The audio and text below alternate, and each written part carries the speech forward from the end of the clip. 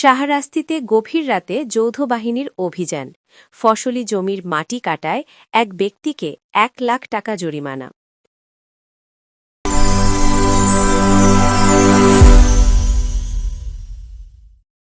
জেলা প্রশাসকের নির্দেশনায় এবং শাহরাস্তি উপজেলা নির্বাহী অফিসার নাজিয়া হোসেনের সার্বিক তত্ত্বাবধানে সোমবার দিবাগত রাত ১২টা থেকে ভোর ৪টে পর্যন্ত মাটি খেকোদের বিরুদ্ধে অভিযান পরিচালিত হয়। অভিযানে নেতৃত্ব দেন সহকারী কমিশনার ভূমি ও নির্বাহী ম্যাজিস্ট্রেট হিল্লোল চাকমা। চিতোষী পশ্চিম ইউনিয়নের সেতিনারায়ণপুর ও আয়নাতলী এলাকায় কৃষিজমির মাটি কাটার অভিযোগে এ অভিযান চালানো হয়।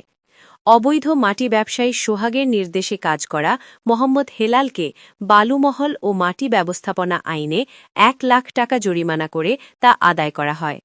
অভিযানে সহায়তা করে বাংলাদেশ সেনাবাহিনীর হাজীগঞ্জ ক্যাম্পের সদস্যরা, শাহরাস্তি থানা পুলিশ এবং উপজেলা আনসার বাহিনী।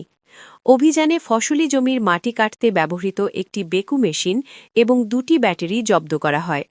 প্রশাসনের কর্মকর্তারা জানান, কৃষিজমি রক্ষা এবং অবৈধ মাটি ব্যবসা বন্ধে এ ধরনের অভিযান ভবিষ্যতেও অব্যাহত থাকবে।